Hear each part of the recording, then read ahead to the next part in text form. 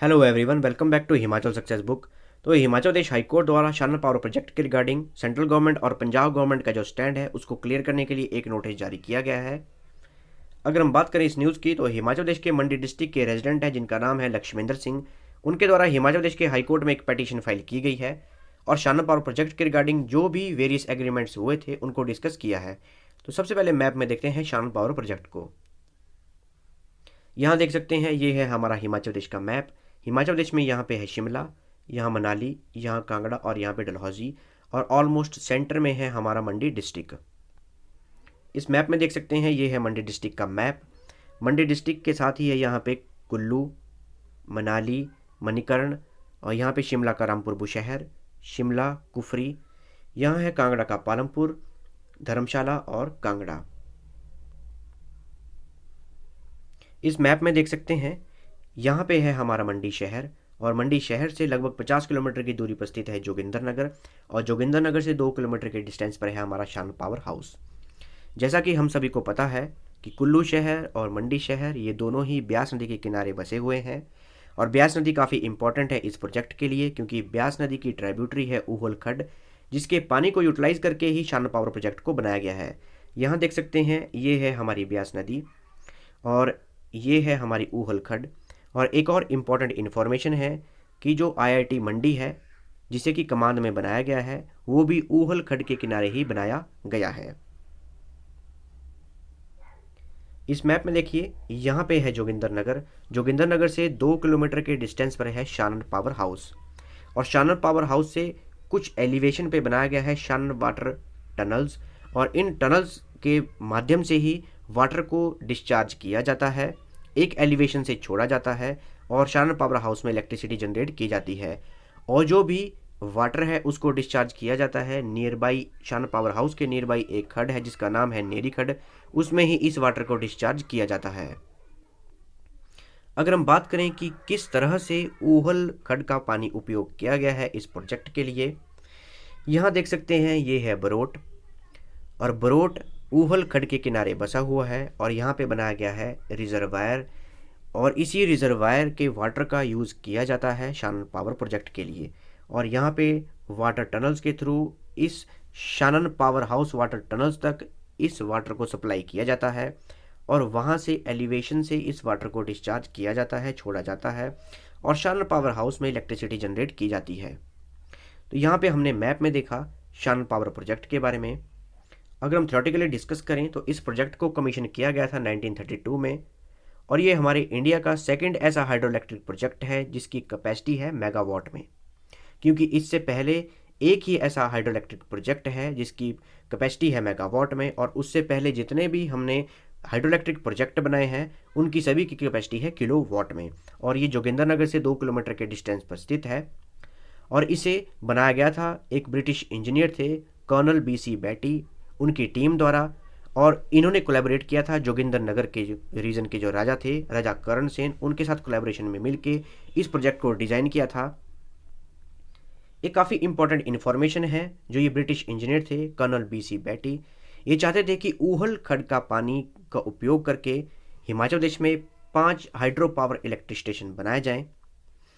इसी के रिगार्डिंग ही काफ़ी मैन पावर और मटेरियल की ज़रूरत थी, जिसके लिए इन्होंने पठानकोट से जोगिंदरनगर की जो रेलवे ट्रैक है उसे बनवाया था, और बरोड तक मटेरियल को पहुंचाने के लिए इन्होंने ट्रॉली सिस्टम को भी बनवाया था। जैसा कि आप सभी को पता है, काफ़ी फेमस है ये ट्रॉली सिस्टम है। लेकिन जो ये 5 पावर प्रोजेक्ट बनाना चाहते थे ऊहल नदी के वाटर को यूटिलाइज करके, इनका सपना अधूरा रह गया क्योंकि इनकी डेथ हो गई थी।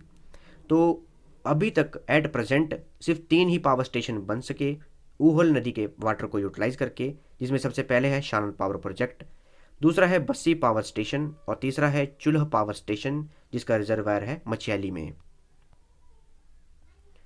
इसके अलावा अगर बात की जाए कि करंटली कौन ऑपरेट करता है शानन पावर प्रोजेक्ट को, तो शानन पावर को प्रोजेक्ट को करंटली ऑपरेट किया जाता है पंजाब स्टेट इलेक्ट्रिसिटी बोर्ड द्वारा, जिसे PSPCL भी कहते हैं, Punjab state power corporation limited. और उनके द्वारा ये भी बताया गया है कि इस प्रोजेक्ट को 99 ईयर्स के लिए लीज पे लिया गया है, और वर्ष 2024 को इस प्रोजेक्ट को हिमाचल प्रदेश को हैंड ओवर कर दिया जाएगा।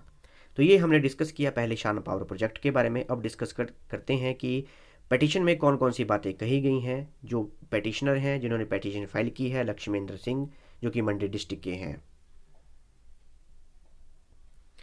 तो सबसे पहले जो पिटिशनर हैं उनका कहना है कि मार्च 1925 के एग्रीमेंट के तहत ये एग्रीमेंट हुआ था। मंडी डिस्ट्रिक्ट के उस समय के जो रूलर थे राजा जोगिंदर सेन बहादुर, यहाँ इमेज में देख सकते हैं, ये हैं राजा जोगिंदर सेन बहादुर जो उस समय के रूरल थे मंडी डिस्ट्रिक्ट के, और ये अंतिम शासक भी थे मंडी रियासत के।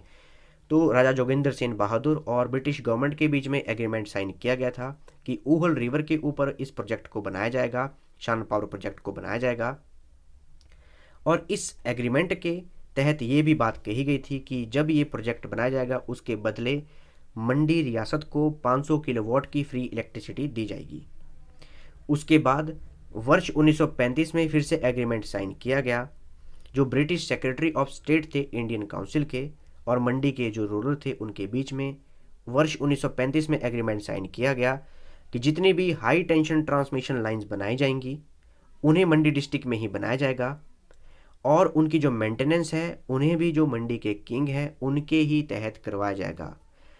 इसी के बदले ही मंडी रियासत को 500 किलोवाट की फ्री इलेक्ट्रिसिटी दी जाएगी। ये जो भी बातें मैं डिस्कस कर रहा हूँ ये पिटिशनर ने पिटीशन में लिखी हैं, बताई हैं। इसके बाद जब वर्ष 1947 में भारत को आज़ादी मिली तो शान पावर प्रोजेक्ट को अनडिवाइडेड पंजाब को हैंड ओवर कर दिया गया, और वर्ष 1966 में पंजाब रीऑर्गेनाइजेशन एक्ट आया जिसके तहत पंजाब, हरियाणा और हिमाचल प्रदेश ये 3 स्टेट्स बनाई गई, और जो ऊहल रिवर के ऊपर ये प्रोजेक्ट बनाया गया था उसे कम्प्लीटली हैंड ओवर कर दिया गया पंजाब को, बिना हिमाचल का कोई इंटरेस्ट देखते हुए। वर्ष 1965 से लेकर 1975 तक जितने भी एग्रीमेंट किए गए थे उन्हें निष्पादित कर दिया गया, और नई नोटिफिकेशन इशू की गई यूनियन गवर्नमेंट द्वारा, और ये नोटिफिकेशन इशू की गई थी पंजाब इलेक्ट्रिसिटी बोर्ड के फेवर में, जिसे कि हम PSPCL के नाम से भी जानते हैं। और उस समय भी ना हिमाचल का कोई इंटरेस्ट देखा गया और ना हिमाचल की कोई बात सुनी गई इस प्रोजेक्ट के रिगार्डिंग। तो पिटिशनर का कहना यह है कि जो भी प्रोविज़न किए गए थे पंजाब रीऑर्गेनाइजेशन एक्ट 1966 के तहत इस प्रोजेक्ट के लिए उन्हें कानूनी रूप से अस्थिर घोषित कर दिया जाए।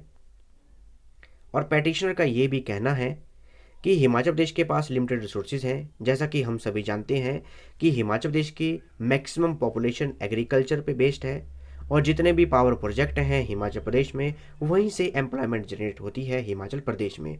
तो ये जो ऊहल रिवर के वाटर को यूटिलाइज करके शान पावर प्रोजेक्ट बनाया गया है, इससे पूरे वर्ष में हर साल 100 करोड़ का रेवेन्यू जनरेट होता है, जो कि पूरा का पूरा पंजाब स्टेट को जाता है।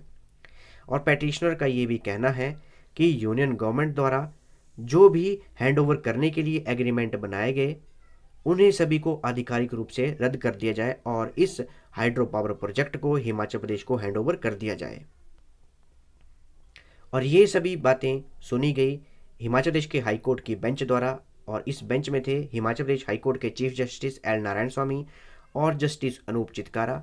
और इस पिटीशन को सुनने के बाद उन्होंने यूनियन गवर्नमेंट, पंजाब गवर्नमेंट और हरियाणा गवर्नमेंट इन तीनों को ही नोटिस जारी किया है कि पंजाब रीऑर्गेनाइजेशन एक्ट 1966 के तहत जो भी एग्रीमेंट साइन किए गए उनके तहत इनका जो स्टैंड है उसको क्लियर किया जाए, और इसके लिए 4 वीक्स का टाइम दिया गया है। तो ये थी हमारी डिस्कशन, और अगर आपको इस सेशन की PDF चाहिए तो आप मेरे टेलीग्राम चैनल से ले सकते हैं। टेलीग्राम पे सर्च कीजिए हिमाचल सक्सेस बुक और वहाँ से आप इस सेशन की PDF प्राप्त कर सकते हैं। So thanks for watching video. Do like, share and subscribe my channel.